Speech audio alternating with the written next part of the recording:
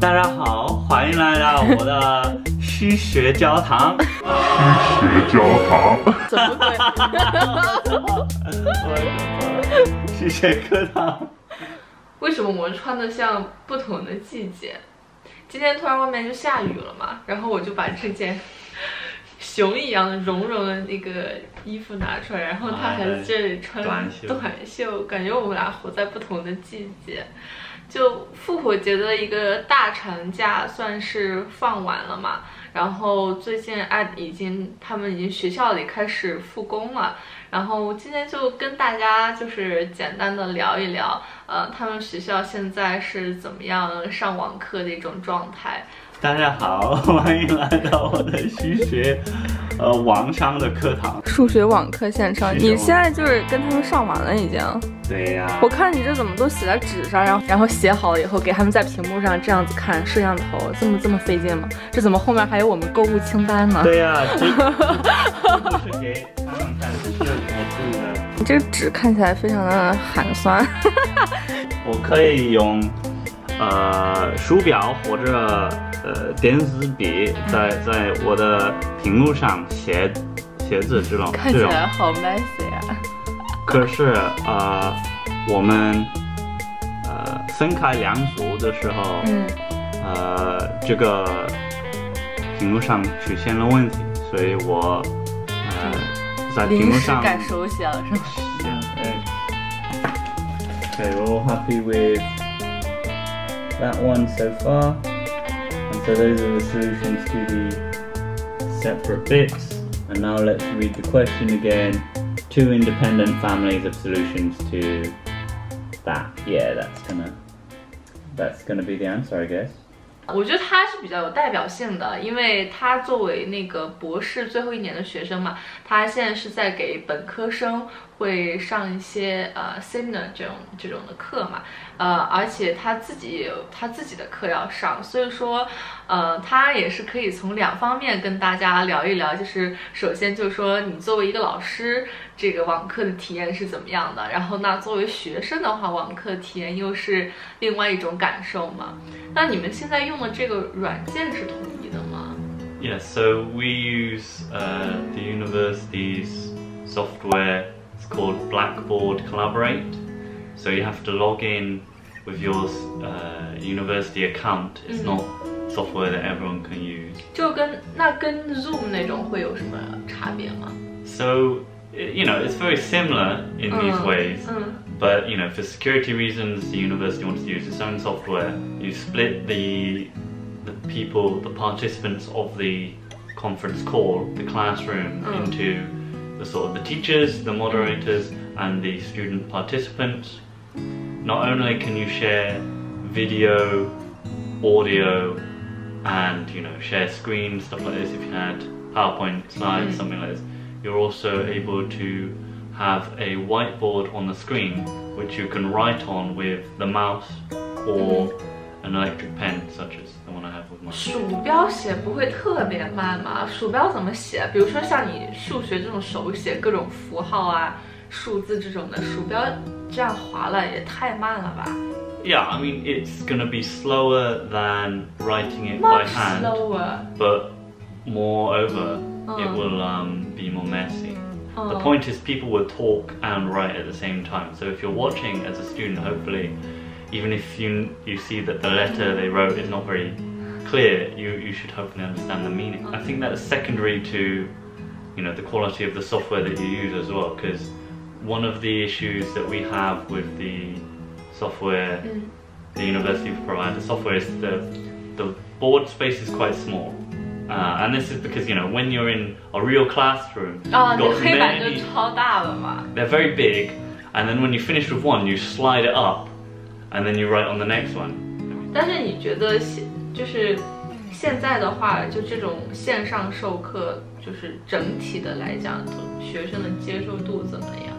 You know, it is a very difficult situation in general, and the amount of support that the university is providing, considering the situation, I think is very good, because there's these online classes, like we said, there will be recorded video lectures for students to watch. 就是提前录好的那种，是吧？ Yep, there's online forums like message boards where people can ask questions. 我觉得你那个就是举手的那个功能特别搞笑，就是大家课堂里平时学生有问题的话，不是可以举手问老师吗？然后他们这线上也有这个举手的功能，就是有问题或者说这个问题大概老师想知道学生的一个反应，就是说有多少人听懂了，或者有多少人还有问题这样子，然后它会显示在那个屏幕上有一个 percentage 这样子，我觉得还蛮可爱的。So there's a raise hand feature. Some people are now we're gonna split them in groups depending on what question they want to answer. 然后还有一些就是比较特殊的课程，然后我觉得学校也是做了比较好的一个就是支持吧。平时他选修了一个就是计算机类的课程嘛，然后都是在那个学校的一个图书馆里上课的。然后那个图书馆有一个特殊的电脑机房，然后那个电脑是跟我们平时的家用电脑是硬件上就不太一样，然后它就能够比较高速运行，然后带得动一些就是程序上很复杂、很耗能的一些软件。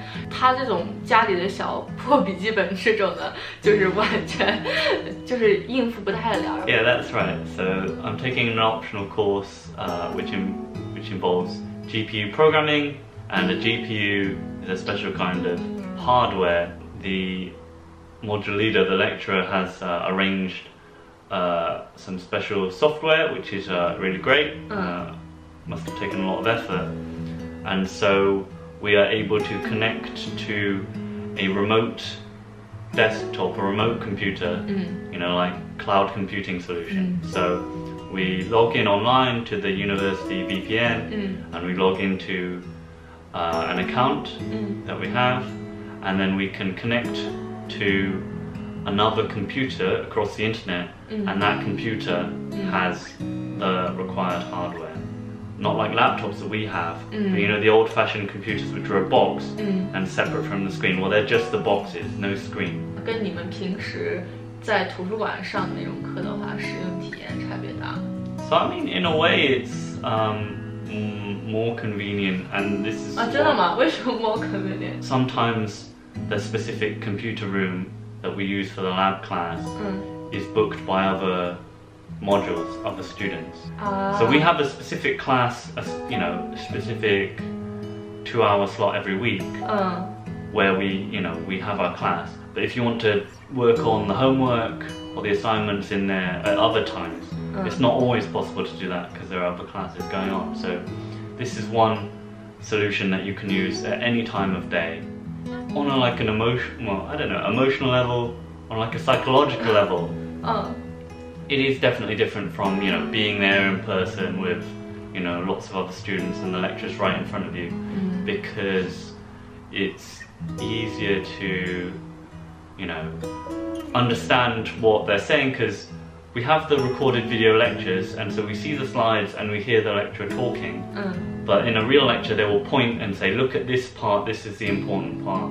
Something like this. And 如果你有什么问题想马上问，然后也可以更及时的跟他互动一下，是吧？ Yeah, that's right. You know, and the lecturer sees your expression and can react to that. Like if they look at you and like everyone looks confused, maybe they will repeat it. So I mean, during these online tutorials, you can, like you said, raise your hand. You can ask questions through chat or through voice, but it is still a different feeling when you do it. 就是整体的 efficiency 这种效率还是要稍微比平时的课堂要差一点点，是吧？ Yeah, absolutely. 他们的那个 seminar 一般是跟那种完全的授课形式的，就是老师讲学生听那种，还是不太一样的。然后因为 seminar 的话呢，就是等于说是比较像小组讨论。然后呢，老师会跟你，比如说提前留作业，然后你会提前做。然后有一些问题不太会了，老师也会给你辅导啊，帮助你一下这样子。就是10个人、20个人这样子的一个组，就不像是平时那种 lecture 是那么大，有可能一些大大课大专业有100-200人那种的，也不一定。然后这种小组课的话，一般老师跟学生的互动本来就是要比较多一些的。然后我之前看过他，平时给学生上课的时候，他可能就学生在底下做题什么的，他们都会下来溜达溜达，然后看一下就是具体的学生有没有什么问题之类的。然后现在的话，肯定就更困难一点嘛。然后也是那一天他上课的话，我就想说，哎，不是正常的1个小时的课已经结束了吗？然后他就说还没有，就是他自愿的给学生加了20-30分钟的小灶，就是觉得有些内容还没有讲透彻，因为反正大家就是学生在家也没有太多别的事情做嘛，而且就是网课，也不是说physically 就强制你必须待在那儿，如果你想听你就继续开着电脑听，然后你如果说有别的其他事情的话也没关系。我就觉得网课的话这一点灵活性还是有的。现在全世界的疫情都还蛮严重的，然后这已经是就是我觉得是目前来讲最好的办法了，对吧？ Yeah, I think online teaching and learning is 对，而且 way to not be there in person. 是因为你想想，就是我小的时候，国内的时候不是也有一次 SARS 吗？然后就你很难想象，因为现在的话，小学生什么的都是可以在家上网课的了。然后你想想，如果是那么多年前，然后那个时代，如果所有的学校都停课啊，或者怎么样，我觉得那个时候是没有这种硬件设施，然后软件设施都就是还没有现在这么给力，是没有办法像现在这样上课的。我觉得就是这种技术的发展，真的就是给我们生活中还是增加了很多可能性的。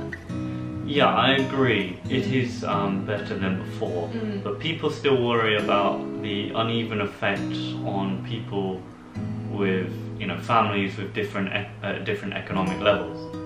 So just like before, for example, if your family is richer, maybe you have more access to textbooks at home, or maybe your parents have a better ability to homeschool. So that's one difference between families that still can exist today in this current situation. Second is that different families have different levels of access to computers and the internet at home. So there may be some families only have one computer, and maybe the parents need to use that for work, and so the children can't always watch the educational videos or something like this. So they're and internet speeds as well. 就你不说的话，我们作为正常人，就我们家里可能每个人都有一台手机，每个人都有一台自己的笔记本或者是电脑，可能不太会想到，哎，这个可能会是个问题。但是有一些家境确实是，不是特别好的学生，或者孩子们，就是这种硬件设施可能确实是会有一定的困难和问题。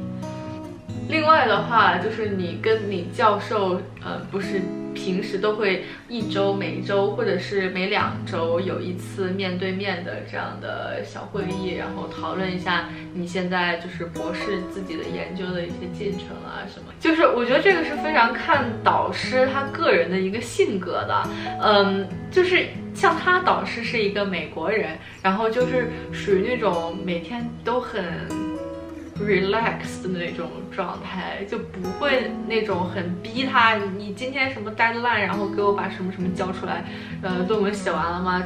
这种不太会有，因为他导师家里有2个宝宝嘛，就是在家办公的有小孩子那种，我觉得真的是很难控制。然后每次他跟他教授做这个会议的时候，视频会议的时候，那个2个小可爱，然后就会一直出现在那个视频里。经常有时候默默的就过来兜一圈这样子，然后有的时候我就想说，哎，我在旁边听着，我就想说，哎，也没在聊论文的事情啊，然后就已经开始在分享 Switch 玩什么游戏了。